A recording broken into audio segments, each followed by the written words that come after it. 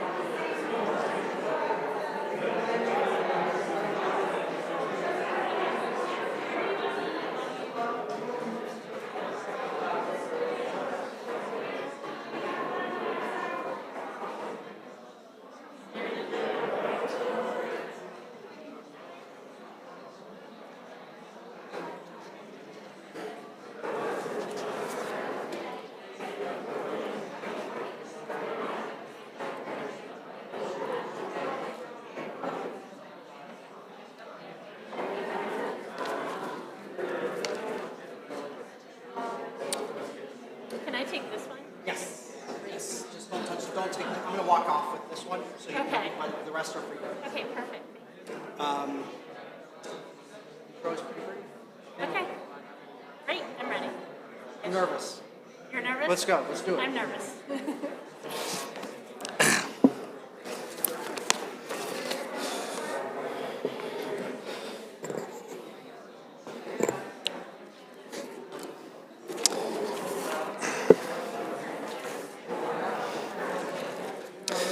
Good evening. I'd like to invite you to find seats. And as a quick reminder to turn noise-making devices off, cell phones, beepers. Welcome to Temple Mount Sinai. I'm Rabbi Ben Zeidman, and I want to begin this evening by expressing gratitude, first and foremost to Jonna Perillo, not merely for being with us tonight, but for the incredible time and effort she's put into shining a light on a piece of history which illustrates so many issues that we continue to wrestle with today. Primarily, I was so moved by the opportunity to host this talk here at Temple because as a Jew, I feel the importance of confronting imperfections and challenges in history, not because they might define us, but to empower us to take part in our shared responsibility of learning from the past, applying the lessons to today, and joining together to bring us closer to the world we know is possible for our children. Secondly, I want to express gratitude to Jamie Flores, the Executive Director of the El Paso Holocaust Museum and Study Center, to her staff and to their leadership who are doing precisely that work day in and day out. And I want to remind all of you to please be sure to check out their website and to grab materials about the museum, which are in the lobby following our evening together, and to plan a visit to the museum in the near future. Third, I want to thank the one or the few people who really were at the beginning of making this happen, Professor Rosa Alcala. Thank you. You first mentioned the book, which was then forthcoming and connected us all to one another. And when we did connect, I learned that at precisely the same time Bill Clark had shared news about Dr. Perillo's book with Sherry Schwartz, ensuring the entire thing came full circle and we were be able to be here together today. So thank you also to all of you. Thank you to Bill and Mary Anna Clark at Literarity for your support, your guidance in organizing this event, and your infectious love for books and authors. Those who do not yet have a copy, we invite you to purchase one in the lobby. You might even want to get it signed immediately following the talk. The thank yous would continue throughout the evening, and we'd never get to the talk, so suffice it to say thank you to one and to all. And a reminder that while the pandemic situation seems a bit more positive in recent weeks, masks are always welcome. Please feel free to spread out in this space. This is our large sanctuary, and we invite you to make use of it in the fullness of the space that it is. Our time is limited, so I'll forego other formalities, turning now to my core responsibility, which is introducing this evening's guest, Dr. Jonna Perillo. Jonna Perillo has been an education historian and a professor of English education at the University of Texas of El Paso since 2005. Her scholarship focuses on the history of schools and citizenship, both in the sense of how schools define and translate citizenship values and how they enfranchise or disenfranchise students and teachers. She is the author of 2 books, Uncivil Rights, Teachers, Unions, and the Battle for School Equity, and Educating the Enemy, Teaching Nazis and Mexicans in the Cold War Borderlands, which is, of course, the topic of this evening's talk. She also writes opinion pieces advocating for school equity and reform issues, and has been published in the Washington Post, Education Week, El Paso Matters, the El Paso Times, and a number of national teachers' publications. Her interviews with journalists on educating the enemy have appeared on KTEP and in El Paso Matters, and even most recently, I believe, in Time magazine. She is grateful to the many El Pasoans who shared their stories and skills in helping her to write this story, all of whom are named individually in the book. An opportunity for questions will follow the talk. To allow for as many questions as possible, not just my own, we ask that you write them down on the note cards that you may have been given, and we have extra. If you think of a question from something you hear, just raise your hand. We'll come around with a card and a pencil. We'll gather them as you wish to give them to us and prepare them to be able to ask your questions of the professor. Dr. Perillo, thank you again so much for being with us this evening, and I turn the microphone finally over to you.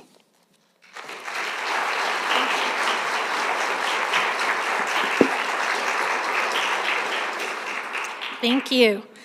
Thanks so much to everyone for coming out tonight. Let me pull out my notes. It's so wonderful to be starting here, launching the book in this space, and to be launching it with all of you. I also want to start with a few thank yous, starting with Rabbi Ben Zeidman, Jamie Flores of the Holocaust Museum, and also the Sirkin Alcala family, Rosa, Jeff, and Raquel, who, as Rabbi Ben said, got this whole ball rolling. Wendell Phillips was the rabbi of this congregation in 1946, the year that my book begins.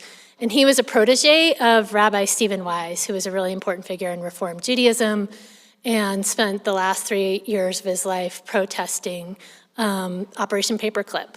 I saw the letters that he wrote to the War Department and to military officials, myself in the National Archives. And so I like to think that in meeting here tonight, we are paying honor in some way to that dissidence and to his unwillingness to look the other way. I'd also like to thank my good friend, Bill Clark. I don't know if any of you are familiar with the food writer, New York Times food writer, Melissa Clark, no relation, but whose entire stash of new cookbooks sank into the Atlantic Ocean last month en route to the United States. Educating the enemy to El Paso was slightly less complicated, not a whole lot less complicated. It took all of Bill's talent and skill and dedication, and I'm so grateful to him and to Literary Books for making this possible. Is Lisa Grant here? Hi, Lisa, there you are. So Lisa Grant is the librarian at Crockett Elementary and literally dusted mouse droppings off of boxes so that I could look at the materials there. I think I used 17 archives all told to write this book, but my fondest memory is the day that I did research at Crockett Elementary, reading the school newspaper from 1940 while Lisa led story time in the background. And so props for school librarians, and especially for Lisa. I'm so pleased to be able to thank you in person in this way. And then just finally, though I could thank so many more folks here, and I do in the book, I want to thank my family, Robert Gunn, Frances Gunn, my daughter, and Henry Gunn, sitting there with their friend Raquel, who were just an incredible support system while I was writing the book. Robert is one of 2 people in the country who read the entire manuscript before it went to publication, and he helped me to make it a better piece for sure. So, roadmap of where we're headed. I'm going to give a synopsis of what the book is about, talk a bit about what it's about, and then I'm going to talk a bit about how I came to this project and how I wrote it. And then if there's time, which I hope there will be, but I'm a little unsure, I'm going to read part of it. But I know that Bill has sold a kind of obscene number of copies, and so that's the part that certainly many of you can do yourselves. Before we start, though, I just want to make a note of key language that I use in the book and that I'm going to use tonight that might provoke questions for people and just sort of address the question before it even comes up. So I use the terms Anglo-American and white American somewhat interchangeably, same with Mexican and Mexican-American. And for reasons that I won't detail right now, but I would say the terms that sound stranger to us are actually the more historically accurate. More controversially, in the title of the book, I refer to the Paperclip children as Nazis rather than German for 2 reasons. First, the children were brought here because of their father's work for the Third Reich and for the Nazi Party, not because they were Germans, generally. And second, I think the term better captures the white supremacist project at the heart of the story, both in terms of the US government's arrangement with potential war criminals and in terms of El Paso's public school reception of the children.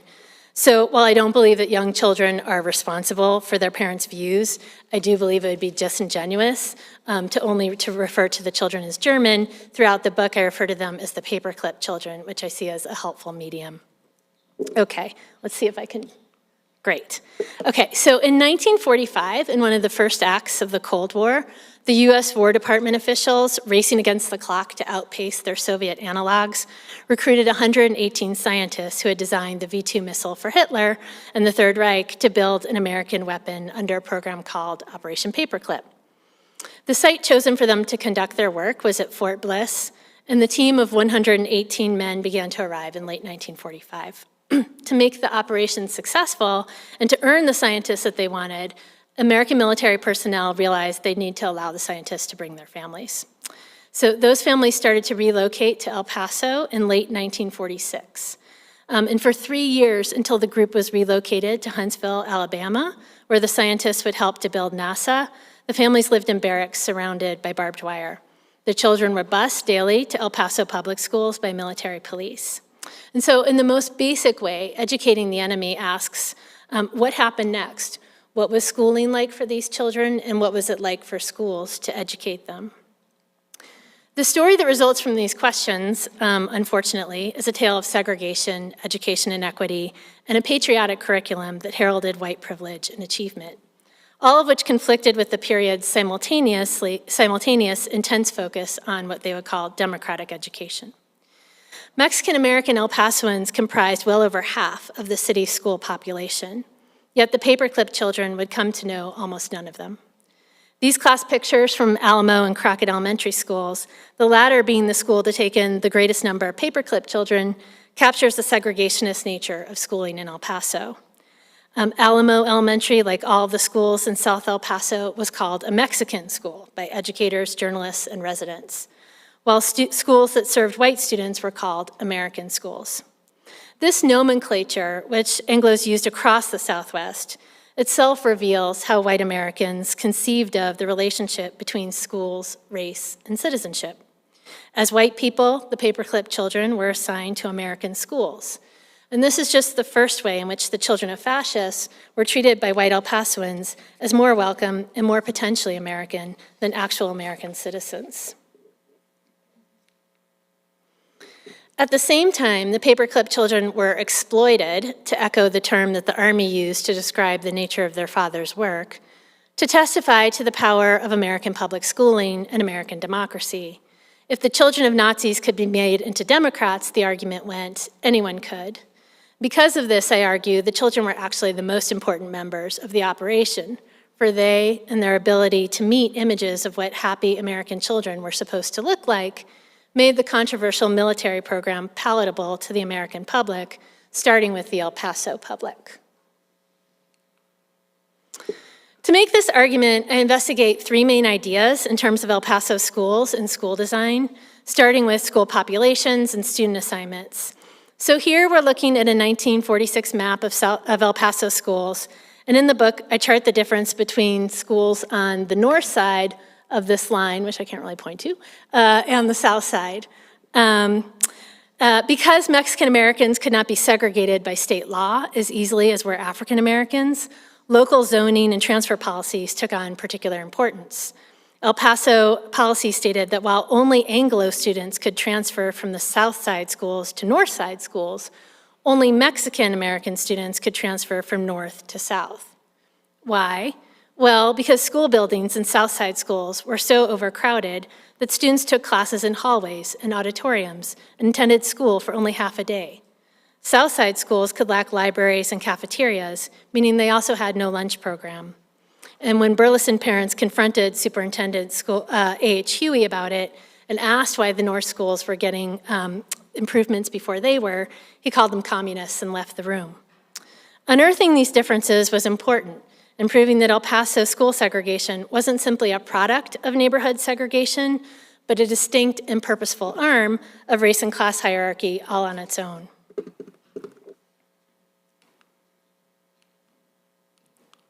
Whoops. There we go. Okay. So I show how these policies were echoed in other public spaces. So here we see a Paperclip family enjoying the swimming pool at Fort Bliss.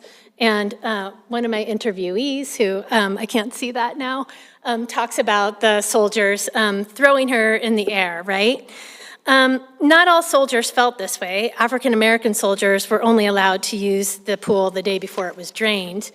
But it's an important moment, and I love contrasting it with this picture of the Armijo pool because it shows how segregated spaces could be places of joy nonetheless. And then I also examined housing and housing policies, including racialized home loan policies meant to, quote, contain the city's Mexican-American population. And so my goal here was to understand how El Paso's entire civic and economic structure simultaneously stemmed from and supported unequal schools. So that's all one piece. Secondly, I look at two areas of the humanities curriculum, starting with civics education and a series of units in El Paso schools on cowboys and Indians. Here, I argue that both in school and in juvenile culture, children were taught that the settling of the American West constituted a heroic narrative of white achievement, one from which Mexican Americans and Native Americans were erased and which genocide was overlooked. The effect was to teach young white Americans that the nation's settlement and their own position in society was a result of civic virtues, including independence, industry, and loyalty. Virtues that they easily learned in school, more easily than other children did, rather than a history of violence and conquest. And I show that because of Germans' longstanding adoration of cowboy and Indian stories and the influence of these stories on Nazi ideology, frontier mythology made for both a familiar and appealing argument to the Paperclip children and even more to their parents. That's to say, myths of the American West worked as an assimilation tool for white people of many ages, even as they were highly concentrated in juvenile culture and life. And then I examine language learning in El Paso schools, and specifically the punishment versus reward system by which Mexican Americans and the Paperclip children respectively learned English. I show how, again, El Paso civic and economic structure depended on a concept of bilingualism in which students were taught English and Spanish differently. And I show that while only a minority of the city's Mexican American student population completed high school, 3/4 of the total Mexican American student population was concentrated in elementary school. A narrative of the Paperclip's children easy access English acquisition supported the theory that they were studious, quick, and enthusiastic learners, natural Americans in the making. So the final chapter in the book centers on Ilse Axter, a Paperclip wife who began as a well-known Montessori teacher in Berlin, and once Hitler banned Montessori schools in 1936, went to work for the Nazi Party. As a result, she made for one of the greatest threats to Operation Paperclip, and she remained a controversial figure and a problem for the military, really, until she and her family returned to Germany in 1953. And at a time when only a few of the scientists were individually, like household names are known, not even household names, but known or recognized, the New York Times was publishing reports about her. So this is the part of the book that deals with the Holocaust and Paperclip complicity most explicitly. She abandoned her Jewish students. She instigated a chain of events that ended in her Montessori competitor being murdered in Auschwitz. And she went on to lead her local Nazi women's group, where she taught shooting lessons and lectured on womanhood, and walked around apparently with a horsewhip, which a lot of people commented on as a memory of her. Upon coming to El Paso, she was hired as a German teacher at the Radford School, but then she was ordered fired as soon as Army officials found out after it made the press. And she continued to teach the Paperclip children German illicitly on base. Like many American teachers, she held progressive views about education and how to educate, while also holding deeply regressive views about race and citizenship. And so I end the book with her as a way of thinking about how it's possible to believe both and what light she can shed on the history of our own schools here in El Paso. So these two quotes that you'll see here are from her grandchildren, who I developed a correspondence with. They live in Berlin and Vienna, and were incredibly forthcoming about their grandmother's history, as you can see. Lily, Felix, and I have had, over the last 3 years, really interesting and helpful to me conversations about narratives of complicity and innocence, how these narratives function, and what ideas or ideological structures threaten to fall apart if we disrupt them. And their bravery and candor was a real model for me in standing behind stories that people might not always want to hear. While I interviewed or corresponded with about 20 former Paperclip children in writing the book, my relationship with the actors also impressed upon me the way in which this story is both local history for us in El Paso and at the same time resists geographical containment. And so I'll say more about this and what the book seems to mean for people outside of El Paso in a little bit. So, okay, now I'm kind of morphing into how I wrote the book. So reporters have asked me how the story began, and its origin for me was a bit unorthodox. My family lives in Manhattan Heights, and one day not long after we returned from a trip to Germany, I was reading this book here and came across a page with pictures of the Paperclip children. And I think I showed it to my husband, who realized pretty quickly who the children were and pointed out that they were no ordinary German specialists, which is the language that the captions use here. And so my instincts just kind of kicked in, and I knew that I wanted to learn more about these children and what I assumed was going to be a case of political anxiety around their integration into schools in a city with so many military connections and so many citizens who served in the war. My first indication that this wasn't the case was finding the original article associated with those pictures in the book. The images themselves of the Paperclip children playing with American children who look so much like them, and with the prototypical school in the background, make an argument for the easy assimilation of the Paperclip children and the importance of schools in staging that assimilation. But it was when I read the captions that I began to see that this wasn't a story of anxiety at all.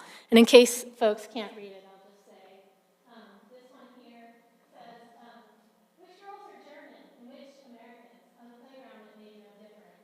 And here, German boys quickly learned American games. So at least I started to see that the press, in conjunction with educators and the military, were doing a great deal of work to turn a potential story of anxiety into one of Anglo camaraderie, connection, and even self-recognition. I understood once I saw this that the book couldn't just be about the Paperclip children, but had to consider, too, the children who aren't in these pictures, Mexican-American children. A far greater challenge that I faced was the absence and even erasure of children in the archives. So I spent almost a month, all told, at the National Archives in Washington, D.C., but in the thousands of feet of material that they have on Operation Paperclip and the scientists, the children almost never appear. This was the case in archive after archive. And even when children do appear in press reports, teachers' writing, education policy, and all the other sources that I work with in this book, their experiences are always highly mediated by adults. So out of desperation, really, I started to turn to oral history and to see if I could get anyone to talk to me. And as it turns out, I could. So while I interviewed Mexican Americans, including Genevieve Gonzalez, who was one of the 7 Mexican American teachers working in El Paso schools at this time, I also drew on histories already conducted at the Institute for Oral History at UTEP, which is an excellent resource that's available to everyone here. But out of need, I interviewed far more Paperclip children who shared with me their memories as well as photos, memorabilia, and documents that are unavailable in any archive, and in some ways, I think, surpassed anything that I would hope to find in them.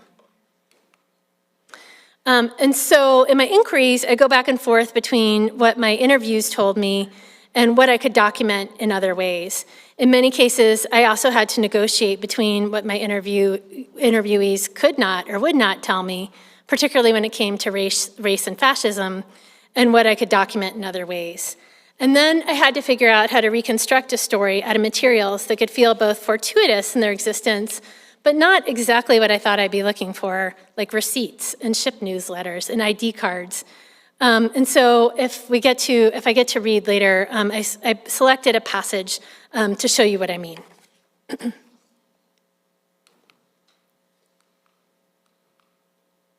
Whoops. Oh, shoot.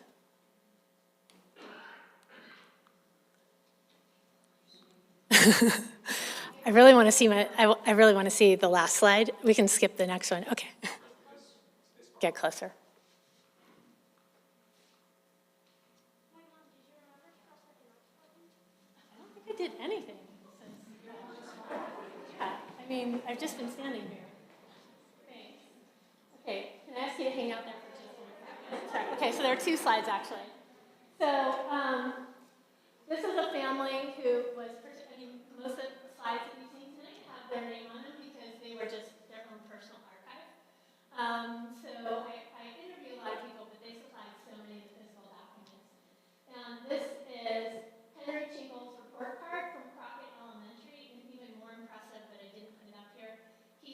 But it is in the book, his report card from Landshut, Bavaria, where they awaited transport to the United States. So they went to school, these kids together in Bavaria, while their fathers came here while they were awaiting transport here. And the Chinkles were incredibly helpful, and Walter says, now we Germans, we were admired for being smart. Not all of us were, but we all, I think, almost without exception, we did well in school. At least all the friends I knew among the German students all did well. So we were branded as smart. Okay, and now just one, and then I'm done after this last slide. Great, thank you. Okay, so in writing Educating the Enemy, I had the honor and opportunity to document the history of where we all live through the very schools that some of you all attend or attended, and where some of us here work today.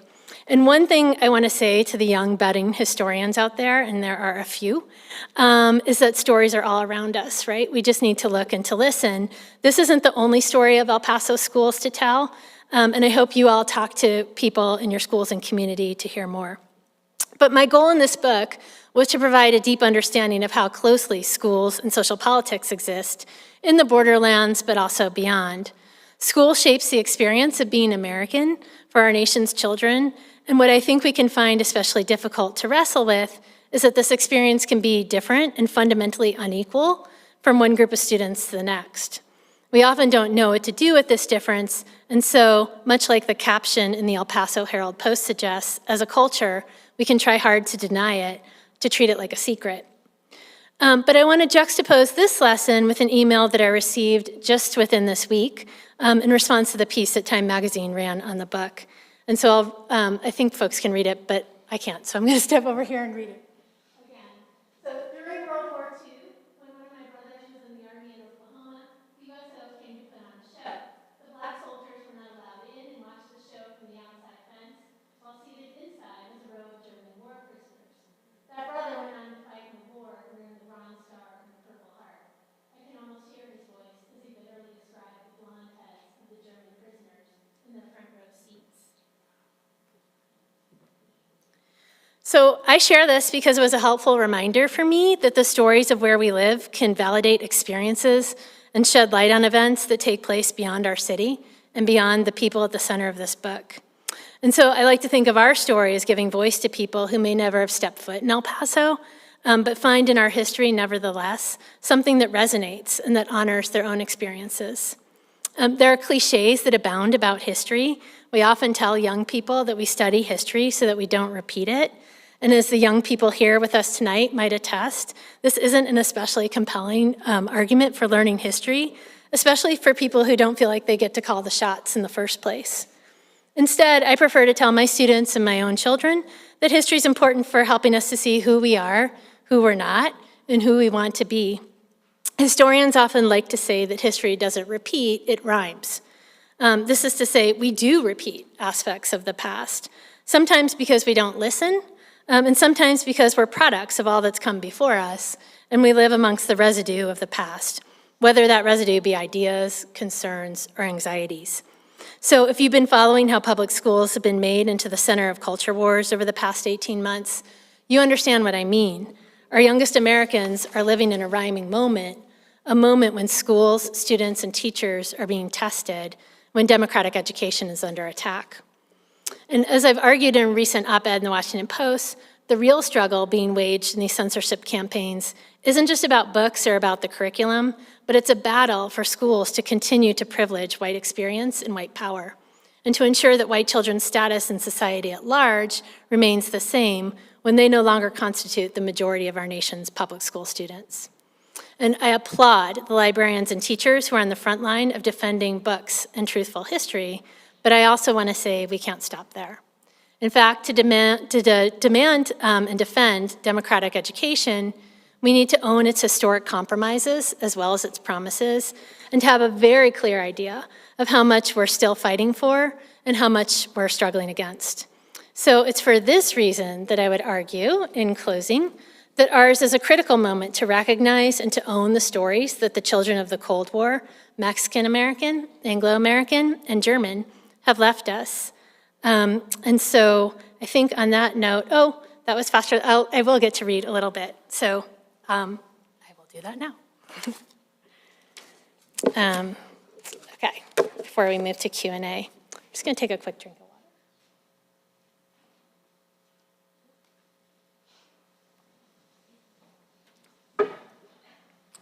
Okay. Yes, you're still sitting back there? I'm sorry. Yeah, I didn't realize you were still sitting. I'm sorry. Did we say Q&A at 7:15? We're good. Okay. Okay. Whatever you'd like to All right. share. Okay.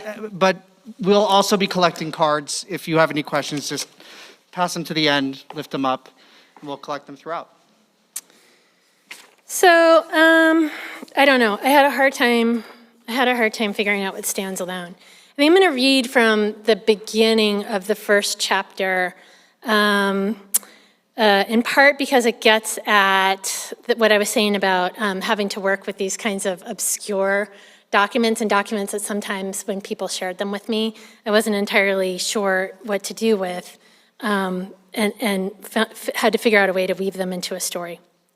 So this is from the beginning of a chapter called The Fight for Civilization, that is really mostly about the scientists who were vetted before they came here. They were interviewed by the FBI and by War Department and Army personnel to make sure that the ardent Nazis were rooted out.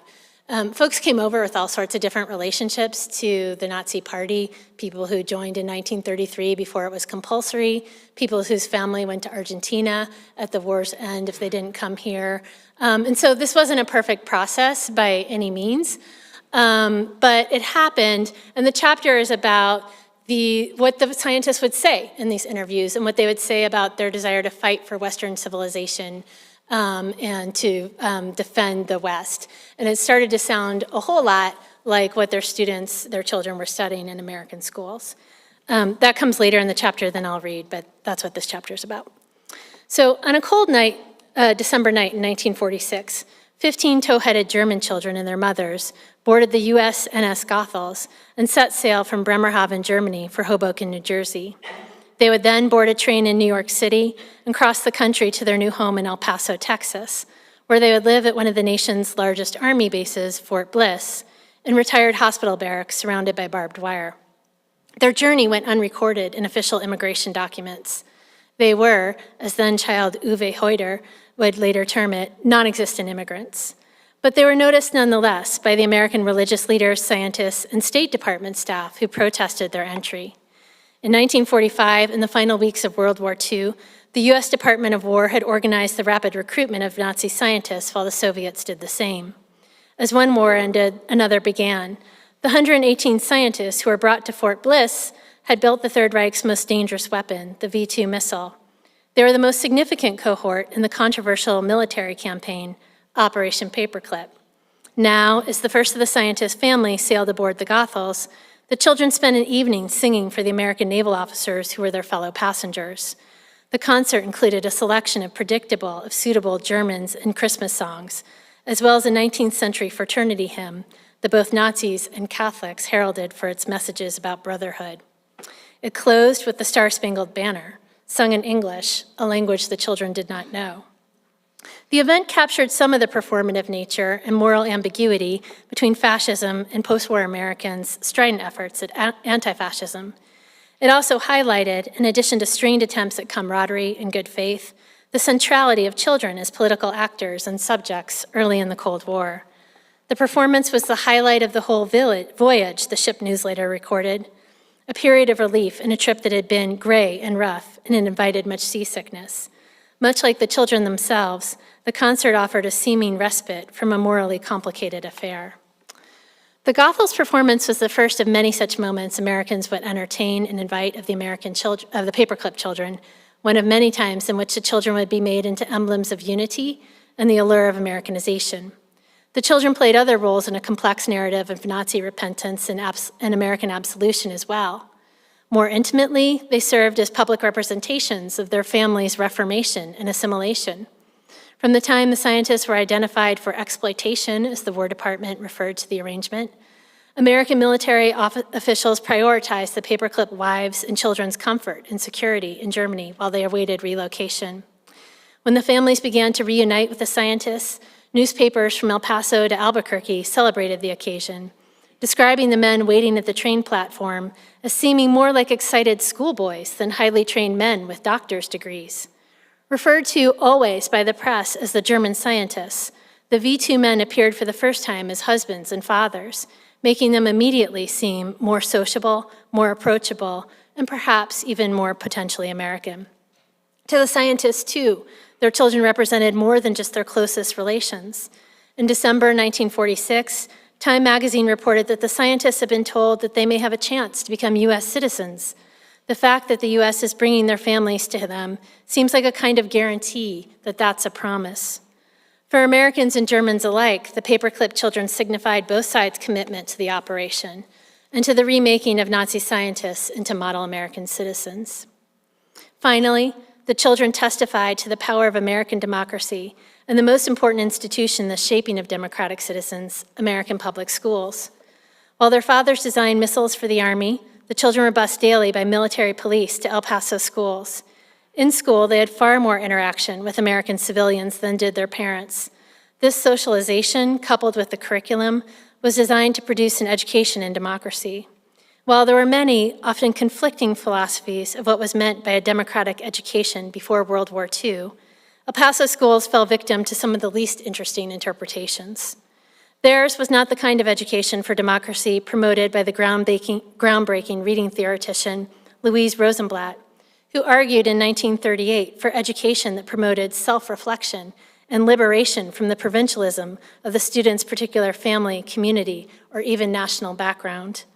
Nor was it the democratic education of the social scientist and teacher-educator Harold Rugg, who encouraged examination of how the social machinery of American life is badly jammed because of the undue control of wealth, communication, and government by a minority of the people who practiced uncontrolled individualism. Instead, El Paso students practiced democracy through routine and recognition, through singing patriotic songs, memorizing famous speeches, making murals, friezes, and dioramas of select historical events, by writing plays and speeches about Anglo men. They carved battle scenes out of soap, made Indian jewelry out of macaroni, and reenacted the signing of the Constitution. It was a pedagogy of confirmation rather than investigation of the social status quo. In various ways, it taught students that democracy was inextricably bound to a history of white privilege and supremacy.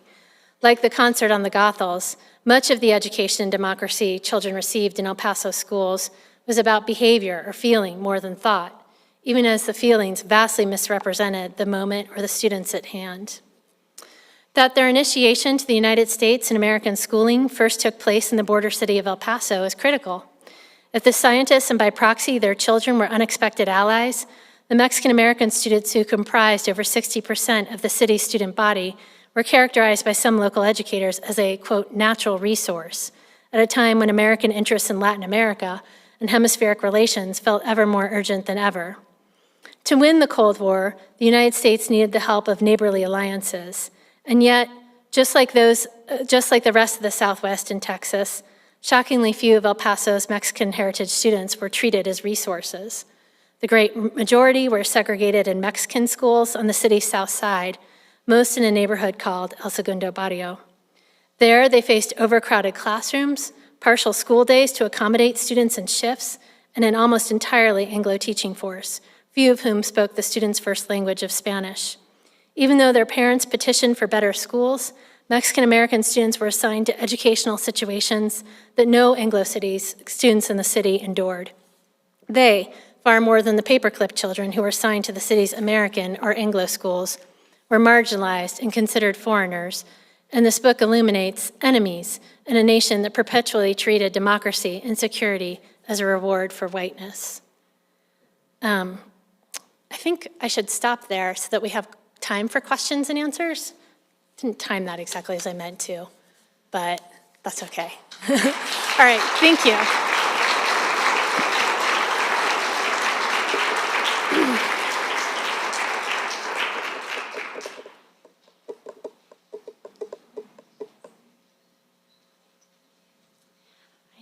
Thank you so much, Dr. Perillo. That was so fascinating. We do have some questions from you all. If you do have additional questions, please feel free to pass those cards to the center, and we will collect those and pose those questions as well. So the first one we have is, which schools did Jewish children in El Paso attend, and did you find any history about Paperclip children being schooled with Jewish children? That's a great question. No, I didn't, which doesn't at all mean it didn't happen. By any means. And I'm sure they did, and I'm sure that they attended American schools on the north side, along with Anglo children. But yeah, they very could have attended schools with Paperclip children. Did any of the Paperclip children remain in El Paso as adults, or did they return to Germany?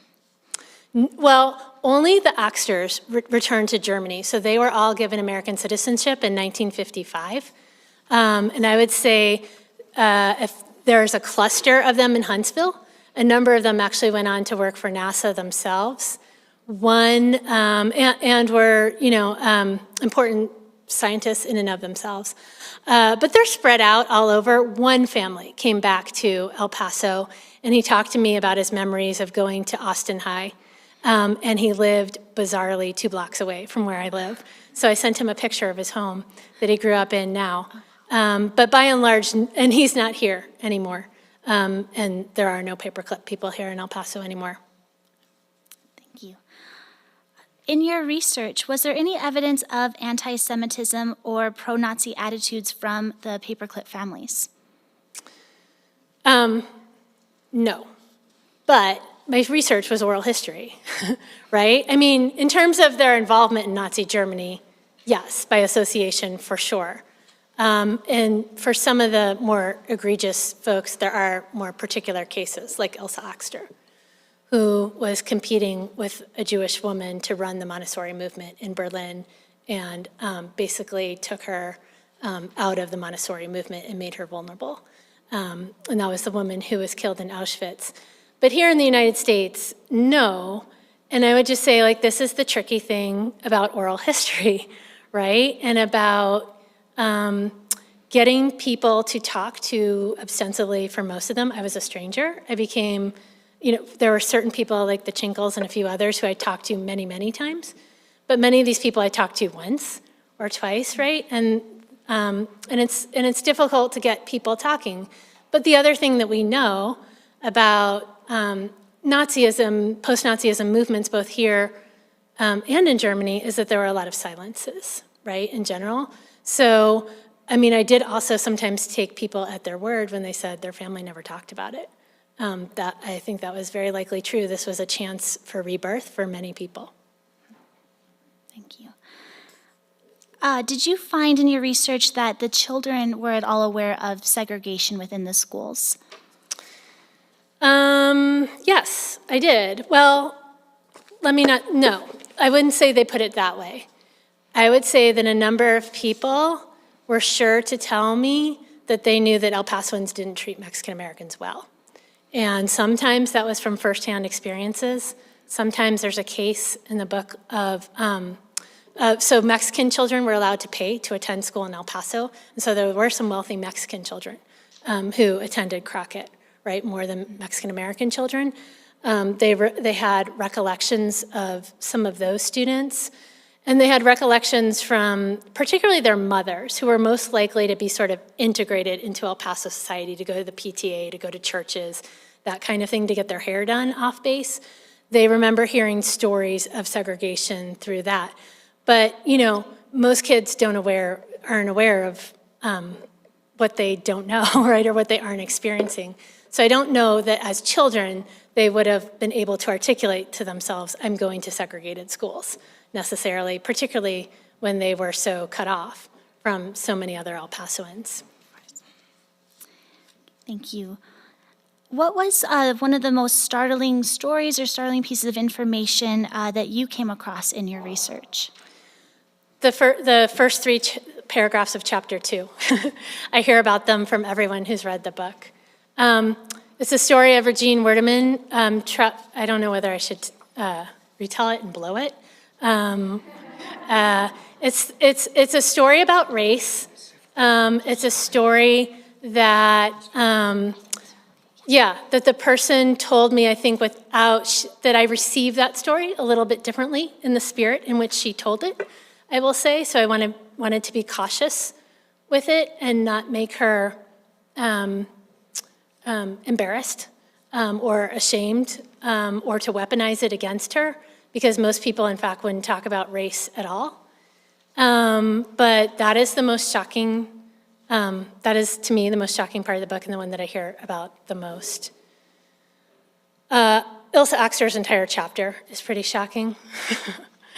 Even those of us who know a lot about the Holocaust and have studied it, to see it from a woman's point of view, an active woman's point of view, and to see this woman who had a real desire for leadership, and if it wasn't going to happen with Montessori and education, it could happen with Nazism, was a lot to figure out. I spent years writing that chapter.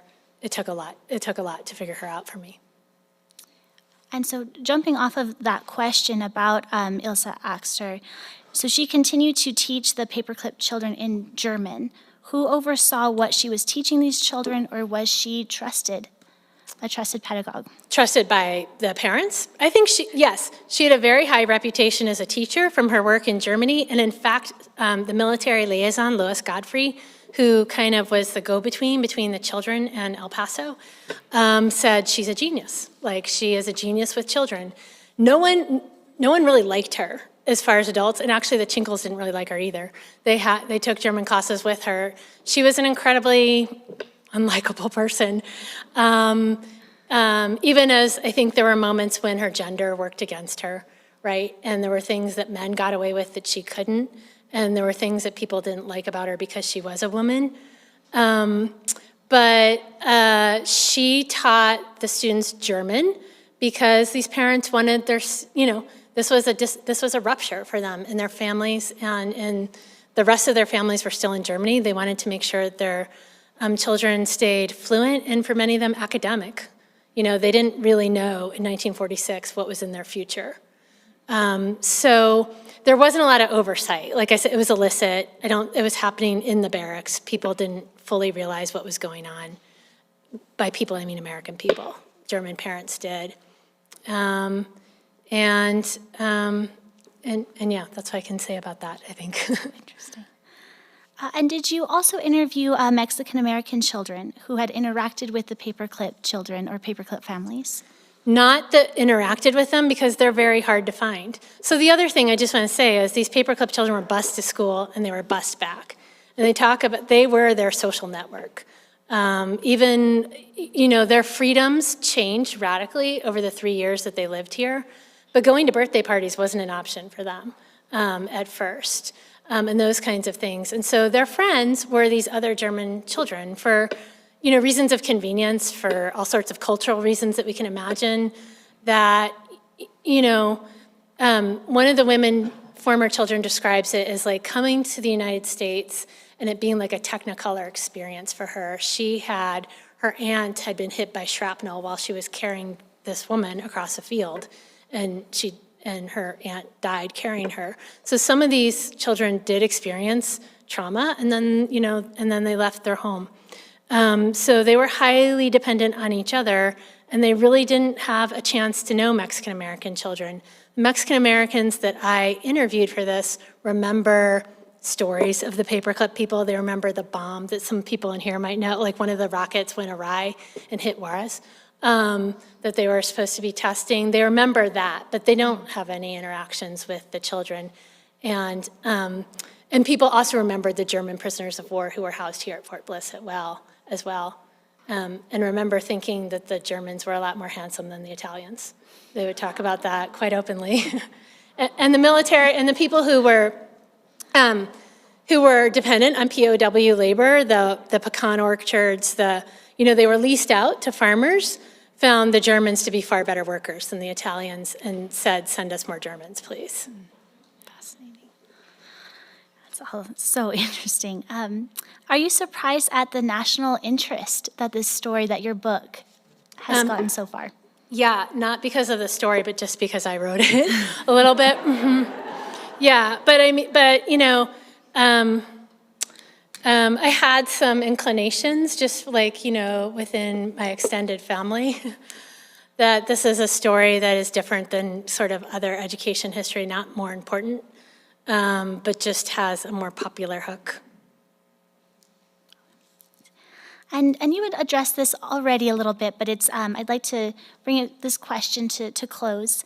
How do you see today's use of censorship, conspiracy theories, and the struggle over how to teach and what to teach affect both Jewish and Chicano or Mexican Americans in academia and society? And what do we do to combat it? I think it's a white power movement, as I said in the talk. I don't actually think it's only about the curriculum. It started with the 1619 Project, which many of us in here may be familiar with. It started with how we tell history. And it started with the idea that there are histories out there, that there are no heroes, right? And that's not to say that we can't find heroes in the slavery and abolitionist movement, but that's not the 1619 Project's point. It's not their objective or their aim. And so it's about, what kinds of stories about ourselves are we willing to hear and to receive? And if we receive them, then we have to act upon them, right? And I think the thought of acting upon them for the people who are running these censorship movements is, for whatever reason, terrifying.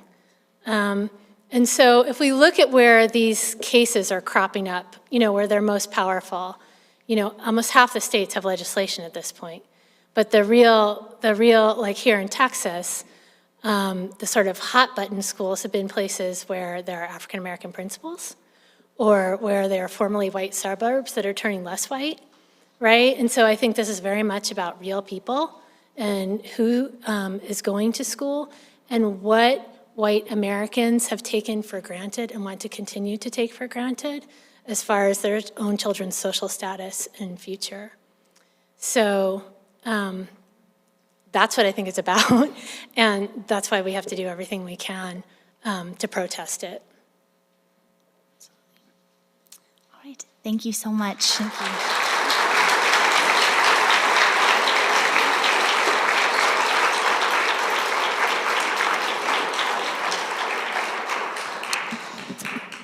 I think it's so obvious that if we want to grow, we have to admit that there are places to grow and ways that we need to grow. And if we feel like we have nothing to do and nowhere to grow, then you won't grow. You'll just be stuck. So really appreciate the way that you've begun a conversation and allowed us to peek into an important part of history that might help to elevate these important conversations that are so relevant today and tomorrow, as we think of ways to continue to engage with our own human imperfection and continue to grow. And really just, again, applaud you for the incredible work that you're doing by researching this and sharing it out into the community. I want to also thank everybody who made this evening possible. It's an ongoing conversation. I encourage you to read the book. It is wonderful, and there are copies of it just outside. So I invite you as you exit the room to be sure to look to your right, where you can obtain your own copy of the book. Some of them are signed, and you can have a copy signed and personalized as well. I want to thank the leadership and staff here at Temple Mount Sinai, the El Paso Holocaust Museum and Study Center. Of course, thank you, Literarity, for making the books, presence of the books possible. Thank you, Dr. Perillo, for sharing your wisdom and your experience and your knowledge with us. Just a little bit of it. based on how much is in the book. I don't know, I have Thank some you. students in the room, they might tell you it's most of it. Oh, okay, fair enough.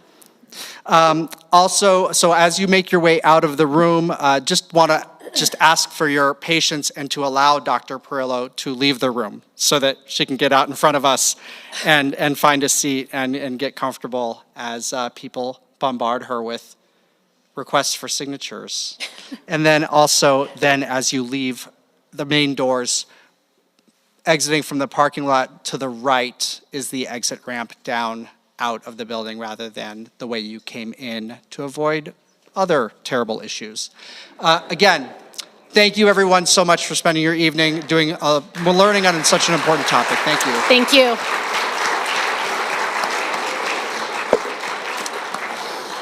And